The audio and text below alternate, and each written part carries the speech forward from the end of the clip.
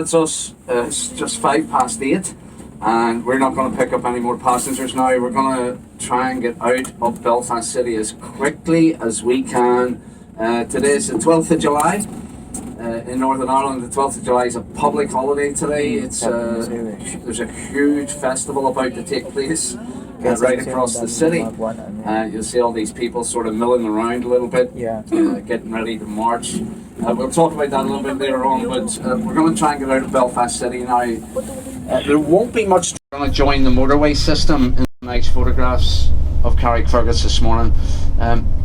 The other reason we stop in Carrickfergus is to give you a chance to use the bathrooms there, the restrooms, the toilets, and I'm going to stop next to these restrooms. They're very good, you know, as far as restrooms go, they're great. But I would almost encourage you, while we're there, get yourself in, use those restrooms, because when we leave Carrickfergus, we're going to embark on a longer journey. We're going to head up and join the North Antrim Coast Road. We'll get your scenic drive started, and we're going to follow that route for around 40 miles. You're going to be in your seat for about 1 hour while we do it. So use the restrooms in Carrickfergus in about 20 minutes from now. Now I'm going to talk you through the itinerary. We're going to get to that in just a moment. Before we get anywhere near the itinerary, I'm going to try and get off on the right foot with everyone, and I'd like to do that first of all by saying good morning. Good morning. Morning. Morning. All right, welcome on board, and let me introduce myself as well. My name's Patrick. Hi. Hello, Patrick. You're not surprised though, are you? Yeah, my name's Patrick, so I'm going to be your driver today, but more importantly, I'm going to be your tour guide. Today's a great opportunity for you, maybe just to see a little bit more of Northern Ireland. Chance to get out of Belfast City, leave the city behind.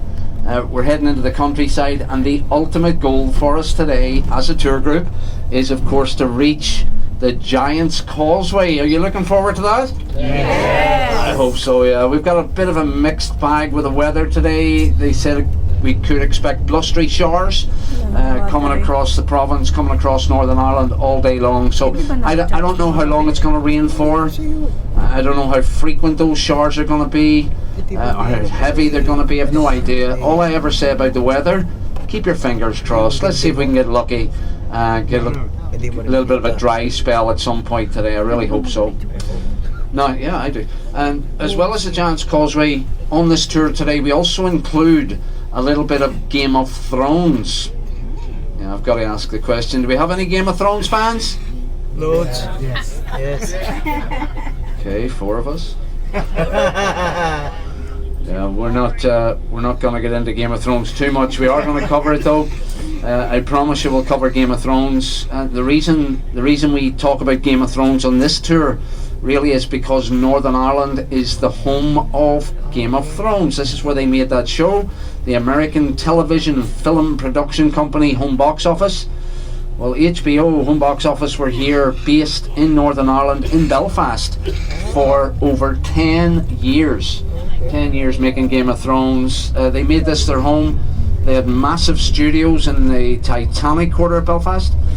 Their production and editing suites were in Belfast City, and they filmed extensively on location all the way around Northern Ireland, you know, on our beaches, forest parks, with a very raw, very rugged North Antrim coast and landscape as the backdrop to that show. What we'll do today, we'll go and check out some of the locations. I promise you I'm not going to go overboard, but we'll check out some of the locations.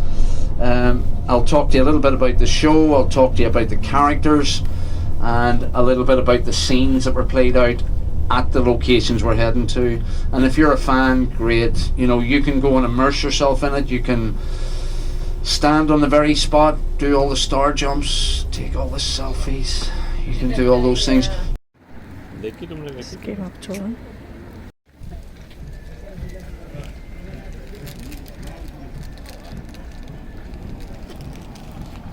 Ayan. Ito daw guys ay ano, isa sa lugar na sinuting ni Game of Thrones. Ang Game of Thrones na yan.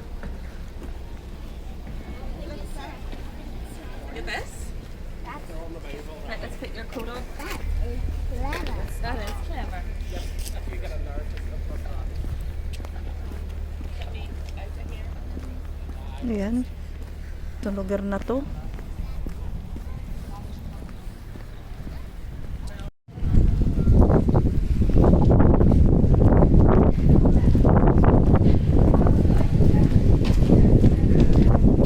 Nakapasok kami dito sa Cape Town na to.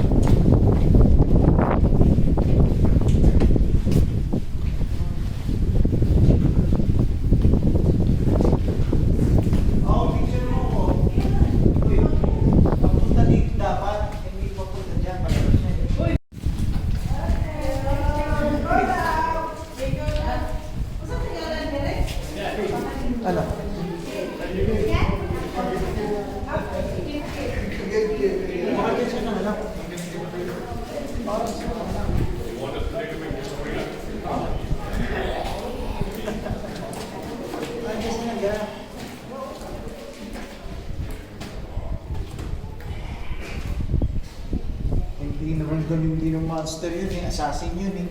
Ano? Okay. What's that? That's a video. Ano maganda? Nandun ka sa buka.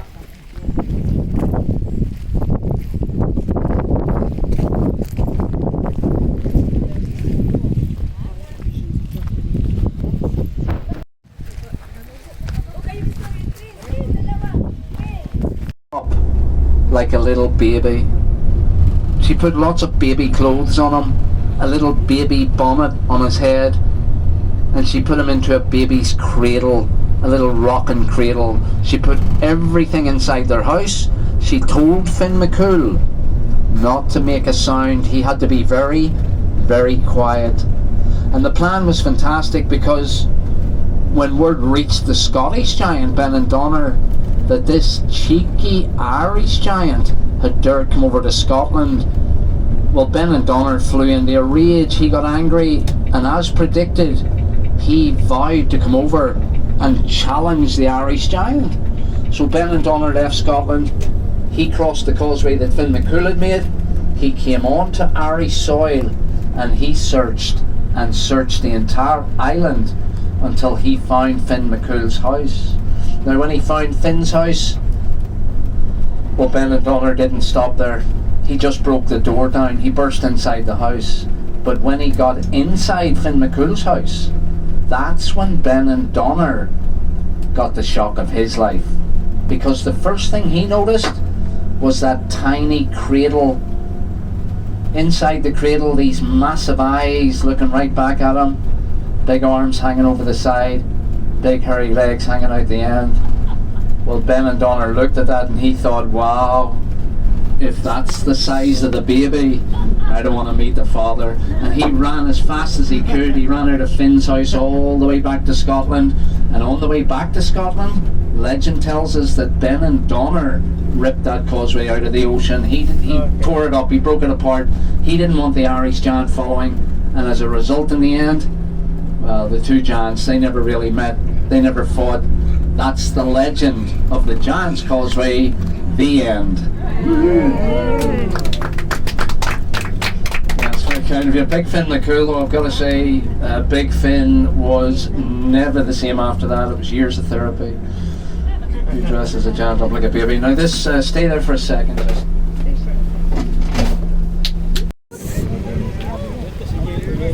Dito na kami sa entrance ng Giant Causeway.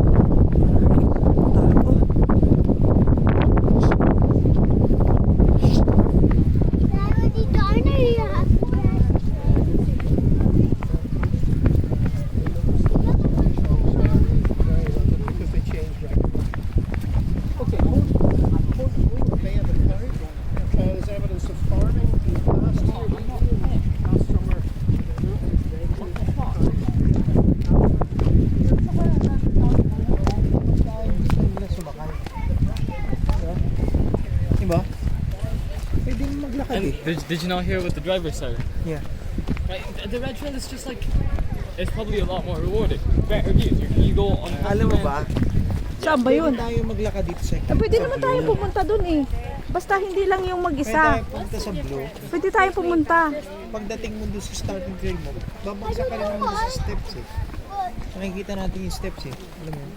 It looks like a dry I think ha? I think. That's all the way. That's all the way Ganda. up there. It looks like a dried waterfall. Ito. Ganda.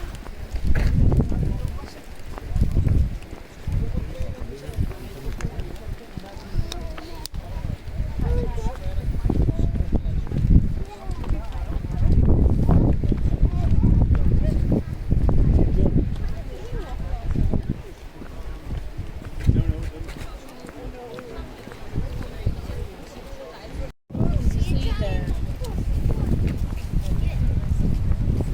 We are going to see a giant. I don't know. But I think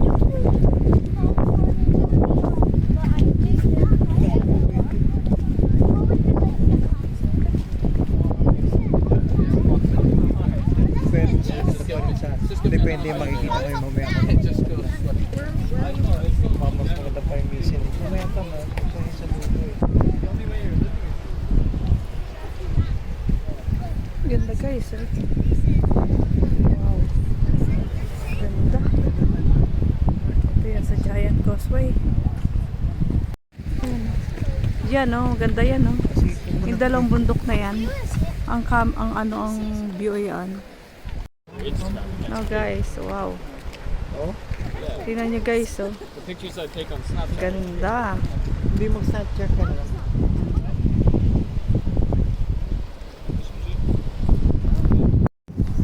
Oh guys, look at this. Dad, antayin niyo ako. Oh, ganda oh. Wow.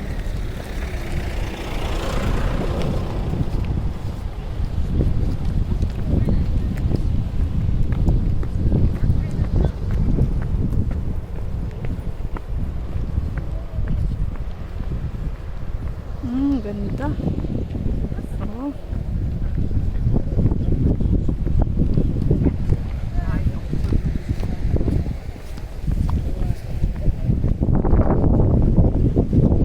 Very nice. Hey, Kin. Kin, kaway. Picture. Ayun. Wait, check ka. So, paano ba pumunta dyan? Ipunta ka lang doon. Sa Damuhan? Yung iba nga, oh, nandun yan sila sa Batukan. Ah, hindi ako makapuntigyan mo to. Doon pa siguro, sa dulo doon. Pwede. Ay, nag-uupo nga lang sila doon.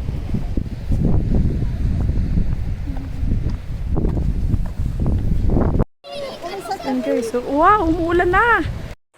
Hello guys, we are. Oh, I gotta fix that. We are here at the Giant's Causeway. These are all naturally formed rocks. Look at that. Amazing, isn't it? Hold on, let me get the ones over there. Dad! Oh, the footpath is a bit rough, and these shoes are not very. You know, Madalas pa kinadahan ka. I should have worn Vans. Ang galing mga hexagonal mo, ano? I should have worn Vans, not these. Your little legs would inspire. Galing ano? Wanna go get your stroller?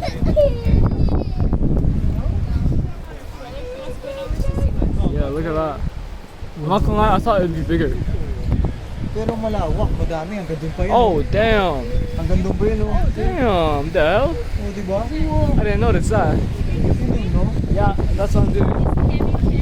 It's a bit hard to video while you're going down here. It'd be better if you had like a GoPro or something. Of course you're going here for pictures. Oh, I forgot about that. She can't even walk down a ramp. What about this? Careful. Yep. You know, I think I'm gonna end this part of the video here because Yeah, it's hard to get here because of the, see, it's hexagonal shapes. Natural, it's naturally no, it's not. It's okay. See, it's all around the place. See, it's starting to rain, but it's really wonderful. It's up there. You have 2 miles and miles. See, it's up to go there like a hill. It's all the same. See, there's a Chris having trouble walking. Have to step on the flat ones. See, I'm holding the camera. I'm taking a video. Yeah, I'll take a photo of you. Just a sec. See, I'll just give this to your mom. Ano? Can you manage? Ayan o. Oh my god, andun na si Kim sa tuktok. Hindi na ako pupunta doon. Ayun. Ito na lang ako.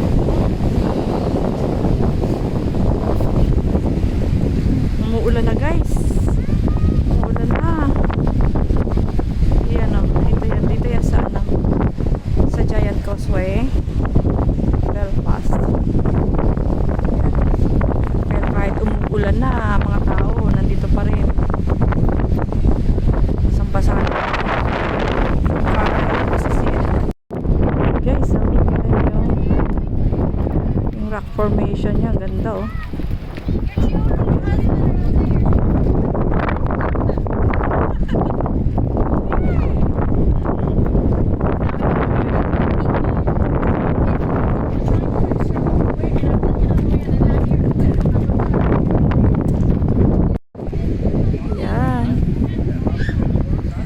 Guys, pabalik na kami sa sa entrance kasi yung bus namin sinasakyan baka malate kami, may oras kasi, so lalakad kami pabalik doon. Okay, so buti na lang wala nang ulan Diyos ko, napasa kami.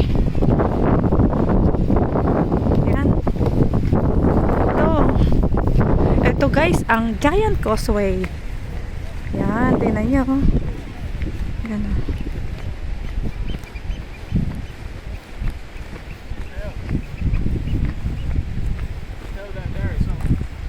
Kaya pala tinawag ni Giant Causeway kasi nga ginawa ng Giant yung daan yan papunta sa Scotland.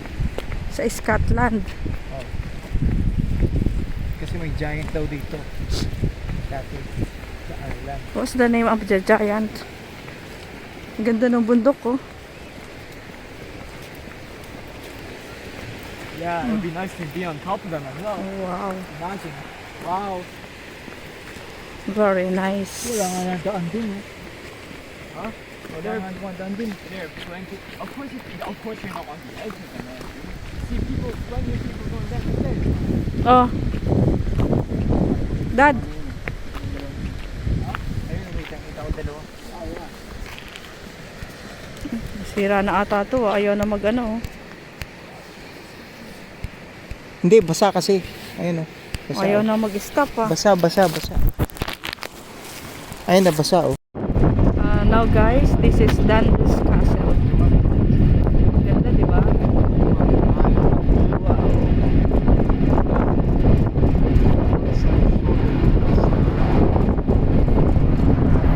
Yeah, you see the edge there at the Yeah. end. Part of rock fell off there. Yeah. That's it. And there's a massive hole in the castle, and the people living inside of it have to, dip. Yeah. That's it. So guys, this is our last stop here. Our tour in Belfast. This place is called Dark Hedges, which is the part of the movie. Remember the movie of Game of Thrones? So we're going this way.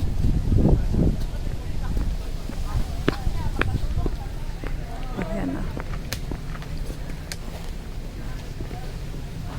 Ano nangyari dito sa Dark Hedges na to? Anong kwento dito? Anong kwento dito sa Dark Hedges? Dito nga araw, sa season 1, kwento mo. dito tumakas si Arya Stark. Kwento mo. Arya Stark. Ano natin ibuli yan. Dito tubakas. Ayan. O kasi pinatay yung hari niya, amang hari niya, si Ned Stark. Tapos, So dito sinuting yun, yung dark, kaya the Dark Hedges dito. ang Dark Hedges. Yes. Kaya lang, sabi nga nila, doon sa series, syempre, walang mga modern amenities, yung tulad ng kalye. Kasi, dito may kalye yun eh. So, yung kalye, tinakpan nila ng turf. Para bang damo, tapos lagyan nila ng smoke effect. Kaya hindi makikita yung mga fence, yung mga road. Yan, dun kami papunta. So, ayan, mayroon siyang sign kung saan ka pupunta. Ayan. Ayan.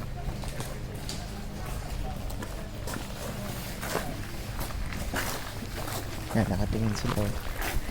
Ang turista, ganyan talaga. Oo. Ay, ito pala may. Ayun o. Ay, Ito yun o. Ito ang ganda, di ba? Ganda ng puno, di ba? Hindi siya tumakas noon kasi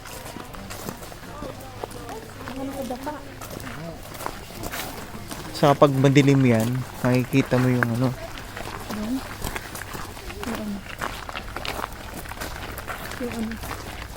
yung effects.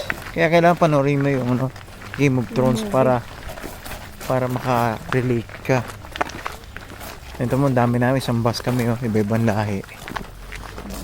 Kasi ayun, nandun, isang lahi. O naman.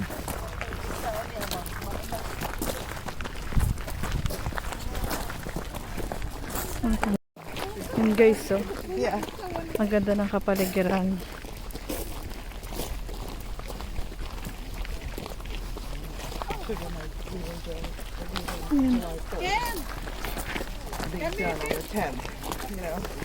Ganda. Wapa kayong pink. Where are we going? Let's wait here. Ayan, Yung guys. lads, so, ito yung tinakasan ni Arya. Ito mo yung woods. Ito may woods sa malayo. Saan siya papasok. Etong kalye, tinapunan nila na na lupa. Tapos, yung scene na yun. Na tumakas siya kasi hinahabol siya ng mga, Picturean mo ako dyan, ha? hinahabol siya ng mga, siyempre, anak siya ng hari. Siyempre, lahat papatayin kayo para wala na hihiganti. Picture tayo. Ito yun, ito may puno hanggang sa likod, ang ganda. Oo, ang ganda. Wow. Kaya lahat kami, ito, may mga photographer pa nga. Ayan. Inaano to, talagang nilalakaran lang to. Picturean kita. Patayin mo na muna. Picturean kita, tapos patayin. picturean mo rin ako. Time. Ito pa rin yung place ng, Game of Thrones. Kung napanood ninyo yung pelikula na Game of Thrones, ito yung may part doon sa scene na dito sa Newting. Makikita nyo, tingnan nyo yung mga puno, ang gaganda. Sanga-sanga, ang ganda, di ba? Makikita nyo ba yan, guys? Wow. Ayan. Iniikot namin to ngayon, guys. Iikot namin kayo para para makita din ninyo to. Ayan.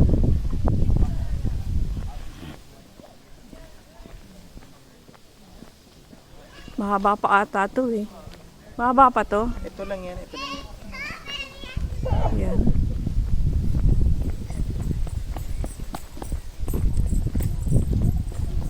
Oh.